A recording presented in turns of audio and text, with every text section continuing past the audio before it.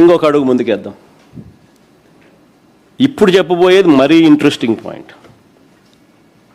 Sports quota అసలు ఇది మామూలు స్కామ్ కాదు. ఈ స్పోర్ట్స్ కోటా కనుక ఇంటే అసలు ఇంటికి నిలబడతాయి.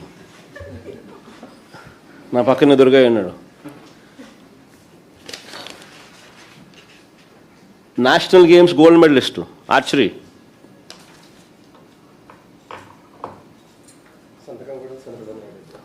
నేషనల్ గేమ్స్ గోల్డ్ మెడలిస్టు 1:1 పిలిచినారు. కాల్ లెటరు 1:1 కాల్ లెటర్ పిలిచినారు. సర్టిఫికేట్లు వెరిఫైడ్, ఉద్యోగం రాలే. నా పక్కనే కూర్చొని ఇప్పుడు చెప్తా. ఇప్పుడు ఇంట్రెస్టింగ్గా ఎందుకుందో చెప్తా. స్పోర్ట్స్ కోటా అన్నది అతని మన దుర్గాయ్యకి అయితే వచ్చిన మెడల్స్ ఏంటో తెలుసా? ఆర్చరీలో national games Hyderabad Visakha first place 2002 gold medalist. తర్వాత seniors national Jharkhand first place 2003. Association of Indian universities Haryana 2011 first place gold. Government of India ఇది యుఎల్ స్పోర్ట్సా యూత్ స్పోర్ట్స్ కల్కట్టా ఇది 3 అంటే ఫస్ట్ ప్లేస్ 3 గోల్డ్ మెడల్స్. ఇలా రకరకాల, ఒక మెడల్ కాదు. అయినా నా పక్కన ఇట్టే కూర్చొని ఉన్నాడు. ఇప్పుడు చెప్తా. స్పోర్ట్స్ కోటా అన్నది ఇంకో పెద్ద స్కామ్. ప్రతిభ ఉన్నవారికే కాదు, ప్రతిభ ఉన్నవారికి సరే మనం ఎట్టాగూ చూసినాం, ఏ రకంగా కాల్ లెటర్లు ఇచ్చి పక్కన పెడుతున్నారు అనేది మనం ఎలాగూ గమనిస్తూనే ఉన్నాం. ఏ రకంగా స్కాములు జరుగుతూ ఉన్నాయని చూసినాం. అసలు ప్రతిభ ఉన్నవారికే కాదు, నిజంగా కష్టపడ్డ స్పోర్ట్స్ పర్సన్స్కి కూడా అన్యాయం జరిగింది. స్పోర్ట్స్ కోటా అన్నది స్పోర్ట్స్ కోటాతో స్పోర్ట్స్ మెన్ని ఎలా అన్యాయం చేయగలుగుతామో అన్నదానికి నిదర్శనం. జియో నెంబర్ 4 అని ఇచ్చినారు. జియో నెంబర్ 47 అని ఇంకో జియో ఇచ్చినారు. చంద్రబాబు ఆయన కొడుకు ఇద్దరు కలిసి స్కీము స్కాము. ఒక్కసారి ఈ గమనిస్తే ఈ స్కీములో స్కాము ఆశ్చర్యం అనిపిస్తుంది. గతంలో ఎప్పుడూ జరగని విధంగా స్పోర్ట్స్ కోటా అభ్యర్థులకు డిఎస్సి పరీక్షలు రాయాల్సిన అవసరం లేదంట. ఇంతవరకు హిస్టరీలో ఎప్పుడు జరగల, హిస్టరీలో ఎక్కడా జరగల. ఇంతకుముందు హిస్టరీ అంతా కూడా ఆంధ్ర రాష్ట్రంలో కానీ ఎక్కడైనా కానీ హిస్టరీ ఏమిటి అని అంటే, ఇంతకుముందు అంతా జియో నెంబర్ 74 ఉండేది. అంటే స్పోర్ట్స్ కోటా అభ్యర్థులు కూడా డిఎస్సి పరీక్షలు రాయాలా, క్వాలిఫై కావాలా, అప్పుడే వాళ్ళు టీచర్ ఉద్యోగాలకు ఎలిజిబుల్ అవుతారు. అప్పుడే వాళ్ళు మ్యాథ్ కానీ సోషల్ స్టడీస్ కానీ ఫిజికల్ సైన్సెస్ కానీ ఇటువంటి పరీక్షల్లో పిల్లలకు చదువులు చెప్పగలుగుతారు. First time in the history, ఎప్పుడు గతంలో జరగని విధంగా స్పోర్ట్స్ కోటా అభ్యర్థులు ఎవరూ కూడా డిఎస్సి పరీక్ష రాయాల్సిన అవసరం లేదు అని ఏకంగా జీవోలు ఇచ్చినాడు Chandrababu Naidu garu. Jio number 4, Jio number 47లో ఫస్ట్ టైం ఇది. హిస్టరీ ఆఫ్ దిస్ కంట్రీలో బహుశా ఉందో లేదో నాకు తెలియదు. హిస్టరీ ఆఫ్ ఆంధ్రప్రదేశ్లో ఎప్పుడు జరగలే, గతంలో ఎప్పుడు జరగని విధంగా చేశారు.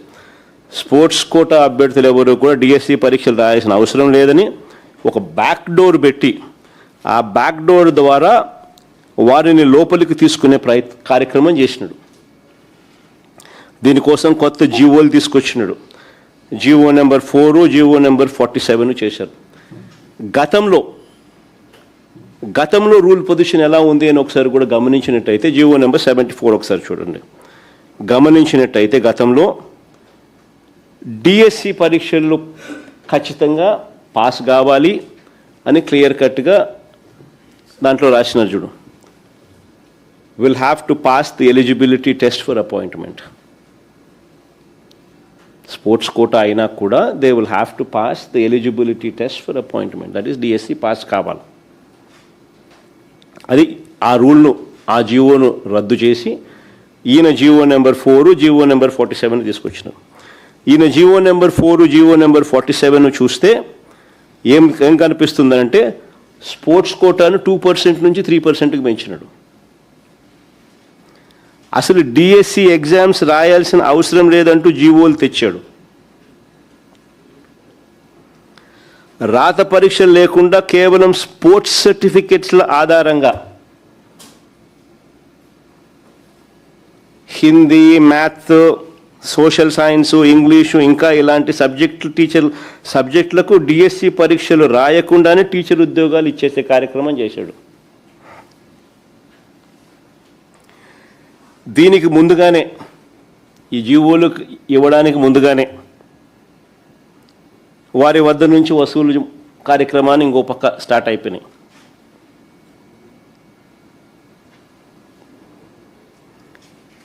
ఆ తర్వాత జీవోలు జారీ చేయడం మొదలుపెట్టాడు. ఇంకా కొన్ని పోస్టులకైతే ఉద్యోగం వచ్చిన తర్వాత డిఎస్సి పరీక్ష ఎలాగో రాయాల్సిన పనిలా ఉద్యోగం వచ్చిన తర్వాత నింపాదిగా డిగ్రీ కూడా సాధించుకునేదానికి 5 ఏళ్ళు టైం ఇచ్చినారు.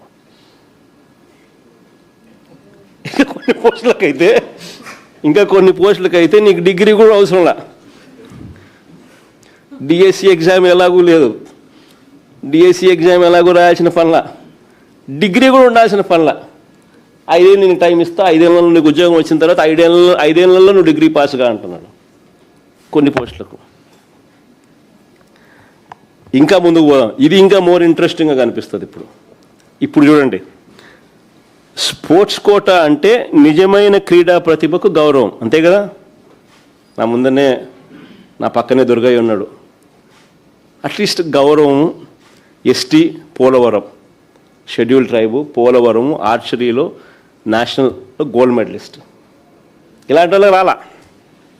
స్పోర్ట్స్ కోటా అంటే నిజమైన క్రీడా ప్రతిభకు గౌరవం. కానీ ఈ ప్రభుత్వం దాన్ని ఉద్యోగాల దళారీ వ్యవస్థగా మార్చింది, ఉద్యోగాల బ్రోకరేజ్ ఫర్మ్ కింద మార్చింది స్పోర్ట్స్ కోటా పేరుతో. క్రీడా ప్రతిభను చూడలేదు, ఫలితాలు చూడలేదు, బ్యాకప్ సర్టిఫికెట్లు కూడా లేవు. కేవలం ఆటల్లో పాల్గొన్నట్టుగా సర్టిఫికెట్ ఉంటే చాలు. Forget about medals, forget about backup certificates. కేవలం ఆటల్లో పార్టిసిపేట్ చేస్తే చాలు,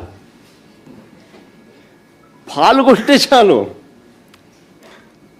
పాల్గొన్నట్టు సర్టిఫికెట్ ఉంటే చాలు, ఉద్యోగాలు ఇచ్చేసినాను.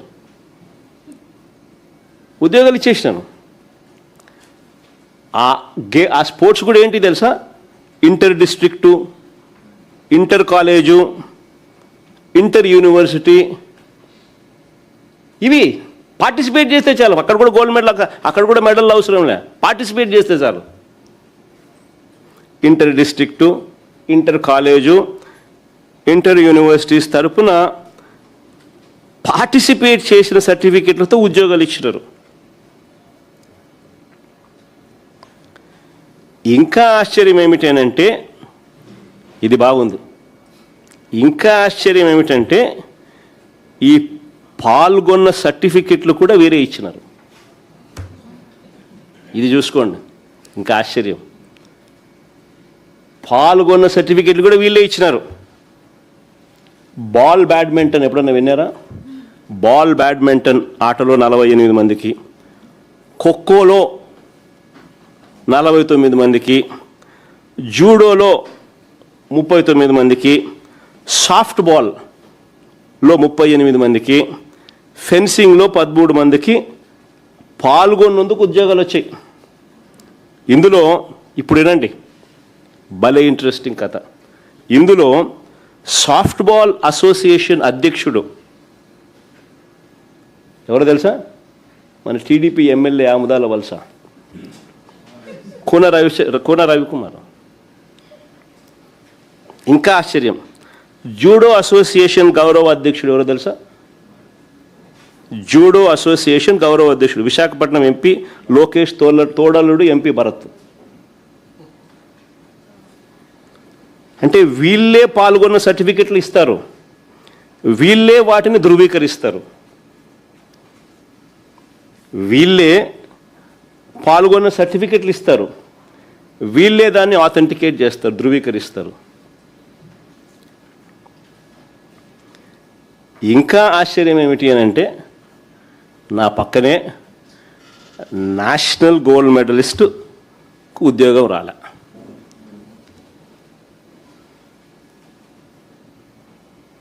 One is to one call letter కూడా పొందిన తర్వాత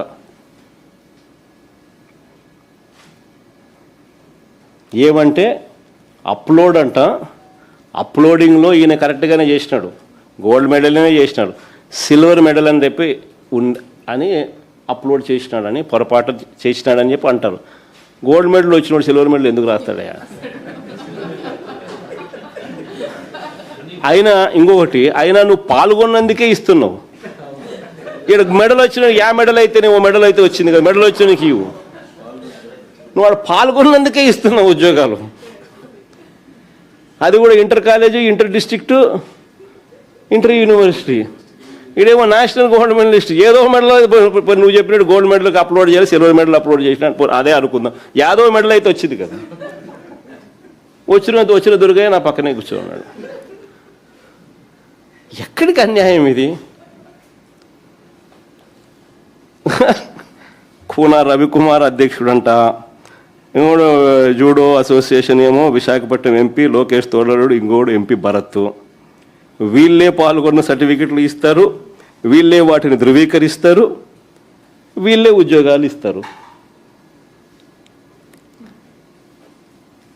నిజంగా ఖచ్చితంగా నిజమైన క్రీడాకారులకు జరిగిన అవమానం కాదా ఇదని అడుగుతా ఉన్నా. క్రీడాకారుల పేరుతో వీళ్ళు చేస్తూ ఉన్నది స్కామ్ కాదా అని అడుగుతా ఉన్నా, మోసం కాదా అని అడుగుతా ఉన్నా. ముందు తన వాళ్ళకేమో ఉద్యోగాలు వచ్చేలా జీవో నెంబర్ 4, జీవో నెంబర్ 47తో గేట్లు తెరిచినాడు. ఇది చూడండి బాగా ఆశ్చర్యంగా. ఫస్ట్ వాళ్ళకి అందరికీ ఉద్యోగాలు వచ్చేట్టుగా జీవో నెంబర్ 4, జీవో నెంబర్ 47తో గేట్లు తెరిచినారు. అంటే డిఎస్సి పరీక్షలను రాయాల్సిన అవసరం లేదు, నువ్వు పాల్గొంటే చాలు, పాల్గొన్న సర్టిఫికేట్ కూడా మేమే ఇస్తున్నాము అని గేట్లు తెరిచినారు. గేట్లు తెరిచిన తర్వాత వాళ్ళందరికీ లోపలికి పంపించుకున్నారు. పంపించుకున్న తర్వాత మళ్ళా జీవో నెంబర్ 23, 25 and 56తో మళ్ళీ గేట్లు మూసేసినారు. అంటే పాత జీవోలు మళ్ళీ రద్దు చేసినారు. జీవో నెంబర్ 23 స్పోర్ట్స్ పాలసీ మార్చినారు. జీవో నెంబర్ 25 ఇంతకుముందు ఇచ్చిన జీవో 4ను రద్దు చేస్తూ, జీవో నెంబర్ 56 ఇంతకుముందు ఇచ్చిన జీవో నెంబర్ 47ను రద్దు చేస్తూ. అంటే గేట్లు ఎత్తుతారు, వాళ్ళ మనుషులందరికీ లోపలికి పంపిస్తారు, మళ్ళీ వీళ్ళే పని అయిపోయిన తర్వాత గేట్లు క్లోజ్, పాత జీవోలు రద్దు, కొత్త జీవోలు పిక్చర్లేకి. ఇది స్కామ్ కాకపోతే ఏంది స్వామి ఇది? నీ బుద్ధి పుట్టినట్టు జీవోలు ఇస్తున్నావు, నీ బుద్ధి పుట్టినప్పుడు క్యాన్సిల్ చేస్తున్నావు, నీ బుద్ధి పుట్టిన రద్దు చేస్తున్నావు. ఫస్ట్ జీవో నెంబర్ 4, 47తో గేట్లు ఎత్తుతున్నారు. గత ప్రభుత్వం, మా ప్రభుత్వం దానికన్నా ముందు ఉన్న జీవో నెంబర్ 74ను రద్దు చేసి తర్వాత నీ వాళ్ళందరినీ లోపలికి పంపించినాం. తర్వాత వెళ్ళిపోయిన తర్వాత జీవో నెంబర్ 23 స్పోర్ట్స్ పాలసీలో changes, GO number 25 GO number 4కు చేంజ్ రద్దు, జీవో నెంబర్ 56 జీవో నెంబర్ 47ను రద్దు, గేట్లు మూసేసినారు. అర్థమైంది కదా?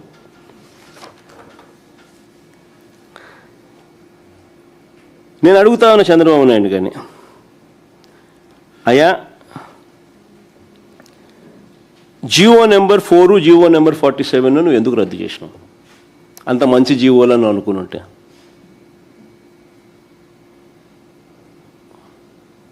అంత మంచి జీవోలను అనుకుని ఉంటే నువ్వు జీవో నెంబర్ 447 నువ్వు ఇచ్చిన జీవోలే కదా, ఎందుకు రద్దు చేసినావు? ఈ సెలెక్టెడ్ క్యాండిడేట్ల డేటాను కన్నా ఒకసారి చూస్తే ఆశ్చర్యకరమైన విషయాలలో ఇంకోటి ఏమిటో తెలుసా? Inter college, inter district, inter యూనివర్సిటీల తరపున పార్టిసిపేట్ చేసినందుకు 270 మందికి ఉద్యోగాలు ఇచ్చినారు. ఉట్టి పాల్గొన్నందుకు, పార్టిసిపేట్ చేసినందుకు 270 మందికి టీచర్ ఉద్యోగాలు ఇచ్చినారు. Inter college, inter district, inter యూనివర్సిటీల తరపున పార్టిసిపేట్ చేసినందుకు 270 మందికి టీచర్ ఉద్యోగాలు ఇచ్చినాయి. వీళ్ళకి పథకాలు రాలా, చెప్పుకోదగ్గ టోర్నమెంట్లలో విజయాలు లేవు, కేవలం పార్టిసిపేట్ చేసినారు.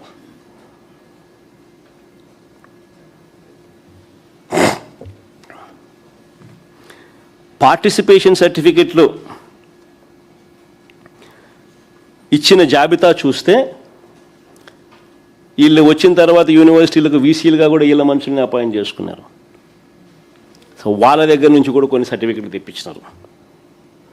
ఆంధ్ర యూనివర్సిటీ నుంచి 37, వెంకటేశ్వర యూనివర్సిటీ నుంచి 31, నాగార్జున యూనివర్సిటీ నుంచి 28, ఆదికవి నన్నయ్య యూనివర్సిటీ నుంచి 19, రాయలసీమ యూనివర్సిటీ నుంచి 15, కృష్ణదేవరాయ యూనివర్సిటీ నుంచి 14, యోగి వేమన యూనివర్సిటీ నుంచి 7, డాక్టర్ అంబేద్కర్ యూనివర్సిటీ నుంచి 4, సాంస్కృతిక యూనివర్సిటీ నుంచి 2, మిగతా యూనివర్సిటీ నుంచి ఒక్కొక్క సర్టిఫికెట్ తీసుకొచ్చినారు. ఇంటర్ కాలేజ్ పోటీల్లో, అంటే వివిధ కాలేజీల మధ్య జరిగిన పోటీల్లో పాల్గొన్న 99 మంది 99 మందికి టీచర్ ఉద్యోగాలు దక్కాయి. మెడల్స్, ట్రోఫీలు రాకపోయినా కేవలం పార్టిసిపేట్ చేసిన వాళ్ళు ఇందులో 86 మంది.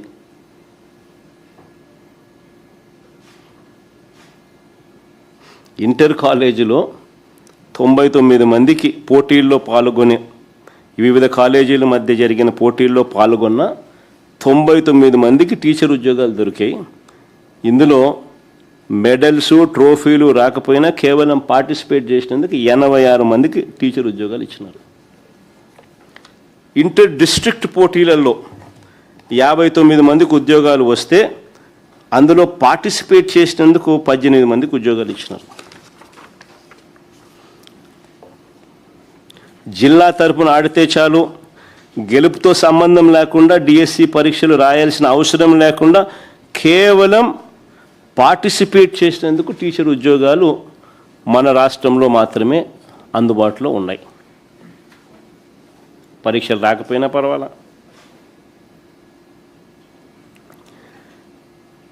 ఈ స్పోర్ట్స్ కోటా కింద ఉద్యోగాలకు ఒక్కొక్క పోస్టుకు 15 లక్షల నుంచి 20 లక్షల దాకా అమ్ముకుంటూ బేరసారాలు జరుగుతూ ఉన్న వీడియో కూడా బయటకు వచ్చింది.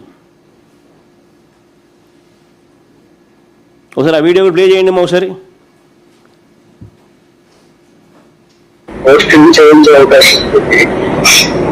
సార్ అట్లా కాదు సార్, అంటే ఎంతలో అవుతుంది సార్?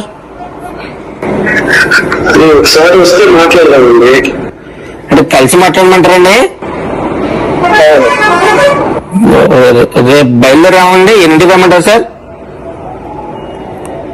ఇష్టం, మీరు ఏ టైంకి అయినారండి. సరే సార్, ఇప్పుడు మా చెల్లి కూడా కావాలండి. నేను ఒక్కన మా బావ నేను వస్తే సరిపడు. మీ ఒక్కరైనా రండి, మీ ఒక్కరైనా రండి, ఆవిడ కాదు పర్లేదు, మీరే మాట్లాడి ఫైనల్ చేసుకుంటాండి. అవును సార్. అదే సరే సార్, అయితే రేపు 10 గంటలకల్లా వచ్చేస్తాం సార్. వచ్చి మీకు కాల్ చేస్తాం సార్ ఈ నెంబర్కి. మాక్సిమం ఒకరు వస్తే బెటర్, ఇద్దరు వస్తే కూడా ఒకరితోనే కదా మాట్లాడేది. ఇంకా మీరు నెక్స్ట్ వాళ్ళు చెప్తారు కదా సార్. ఏం లేదు, కొంచెం ఇది సీక్రెట్ గా చేసుకున్నారు కదా. ఓకే, తప్పకుండా సార్, నాకు అర్థమైంది సార్. ఏమో సార్, ఎంతనంటే నేను ఒకసారి మరి ఫిగర్ చెప్తే నేను ఒకసారి రెడీ చేసుకుంటాం సార్. మేము కూడా అందుకని అడుగుతున్నాం సార్. సార్ ఇది డిఎస్సి లో పోస్టింగ్ మీకు ఐడియా ఉంది ఓకేనా? అవును సార్. మీరు వచ్చేసి మార్కెట్ ఇప్పుడు 15 లక్షలు అట్లా నడుస్తుంది. బాబోయ్ ఎంతంటే పెట్టలేమండి. ఏంటంటే డైరెక్ట్ గా పోస్టింగ్ ఇవ్వట్లేదు కదా. సరే అందుకన్నా మీరు వచ్చి మాట్లాడితే నెగోషియేషన్స్ చేద్దామంటే చేద్దాం. సరే సార్ అయితే ఓకే అండి. మాట్లాడతాను ఓకేనా? అలాగే అండి. నేను యాక్చువల్ ఏంటంటే నేను టైం తక్కువ ఉంది కాబట్టి ఇంటికే పిలిపించి మాట్లాడుతున్నా. ఇట్లానే మాట్లాడుతున్నా. Okay sir. అలాగే సార్. కొంచెం పర్సనల్ గా వస్తే మాట్లాడుతున్నా. తప్పకుండా సార్. ఓకే అండి, థ్యాంక్ యూ సార్. కొంచెం పర్సనల్ గా ఇది డిస్కస్ చేసుకోవాలి. లేదండి చెప్పిందండి, మా చెల్లి చెప్పిందండి. పోస్ట్ ఇంపార్టెంట్ కదా సార్, మా ప్రజెంట్ వస్తామండి, చూసుకుంటాం సార్. సరే అండి. ఆంధ్రప్రదేశ్ ప్రభుత్వ లోగో డీపీగా పెట్టుకొని ఒక క్యాండిడేట్తో బేరసారాలు చేస్తున్న వీడియో ఇది. ఈ వీడియో బయటికి రాగానే తూతూ మంత్రంగా ఒక కేసు పెట్టారు. కేసు పెట్టి స్టేషన్ బెయిల్ ఇచ్చి ఇడిచిపెట్టేసినారు. ఈ వీడియో బయటికి రాగానే తూతూ మంత్రంగా కేసు పెట్టి స్టేషన్ బెయిల్ ఇచ్చి వదిలేసినారు. చేసిన విచారణ శూన్యం. ఈ విషయాలు ఏవి కూడా బయటికి రాకుండా దాచిపెట్టారు. ఈ ఎఫ్ఐఆర్ కాపీని ఒకసారి చూడండి. ఒకసారి దీనికి సంబంధించి ఇది ఎఫ్ఐఆర్ కాపీ. ఈ ఎఫ్ఐఆర్ కాపీని ఒకసారి మీరు చూస్తే వీడియో కాల్ చేసిన వ్యక్తి ఫోన్ నెంబర్ చాలా స్పష్టంగా ఉంది.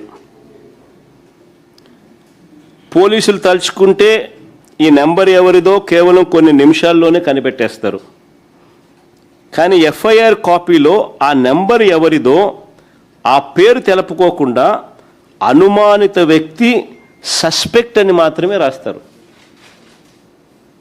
చూడండి అక్కడ సస్పెక్ట్ అని మాత్రమే రాసినారు పైన. ఆ నెంబర్ ఎవరిదో కనుక్కోవడం పెద్ద పని పోలీసు వాళ్ళకు. ఆ నెంబర్ ఎవరిదో వారి పేరు తెలపకుండా అనుమానిత వ్యక్తి సస్పెక్ట్ అని మాత్రమే రాస్తారు. పైగా ఆలస్యం ఎందుకు జరిగింది అనే కాలంలో చూస్తే కింద ఆలస్యం ఎందుకు జరిగింది అనే కాలం ఒకసారి మీరు గమనిస్తే దాంట్లో ఏమని రాస్తారు? ఉన్నతాధికారులతో సంప్రదింపుల వల్ల డిలే అయిందంట. ఉన్నతాధికారులతో సంప్రదింపుల వల్ల డిలే అయిందంట. ఆలస్యం ఎందుకైనా కాలంలో.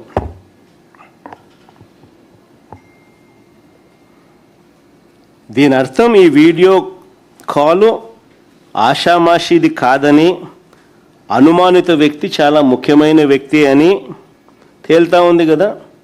స్పోర్ట్స్ కోటాలో వ్యవహారం వెనుక పెద్ద తలకాయలు ఉన్నాయని చెప్పడానికి ఇది ఒక ఉదాహరణ. ఆ పక్క ఎమ్మెల్యేలు ఎంపీలు డీల్ చేస్తూ ఉన్నారు, అది వేరే విషయము. కోన రవికుమార్ దగ్గర నుంచి ఎంపీ భరత్ దగ్గర నుంచి వాళ్ళే అసోసియేషన్ ప్రెసిడెంట్లు, వాళ్ళే సర్టిఫికెట్లు ఇవ్వడము, వాళ్ళే అథెంటికేట్ చేయడము, వాళ్ళే ఉద్యోగాలు ఇప్పించడము. ఓ పక్క ఎంపీలు ఎమ్మెల్యేలు డీల్ చేస్తూ ఉన్నారు, వేరే విషయము. వీళ్ళు కూడా ఒక ఉదాహరణ. పైగా అన్నిటికన్నా ఆశ్చర్యం ఏమిటో తెలుసా? బలమైన సెక్షన్ను పెట్టి గట్టిగా విచారణ చేయకపోగా కేవలం స్టేషన్ బెయిల్ ఇచ్చి పంపించినారు. స్టేషన్ బెయిల్ ఇచ్చి పంపించేసినారు. అది అన్నిటికన్నా దారుణం, ఆశ్చర్యం. అసలు చంద్రబాబు నిజంగా అడ్మినిస్ట్రేషన్ అంతా ఎలా ఉంటుందనేది ఒక చిన్న ఎగ్జాంపుల్ చెప్తా. చంద్రబాబు నాయుడు గారి అడ్మినిస్ట్రేషన్ అంతా లీకేజీల మయం.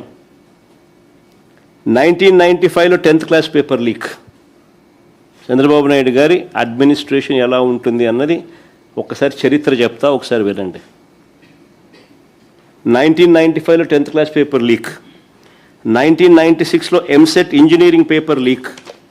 1997లో ఇంటర్మీడియట్ పేపర్స్ లీక్. 2017లో 10th సైన్స్ పేపర్ లీక్. 2019లో 10th పేపర్ లీక్. 2025లో బీఈడి పేపర్ లీక్.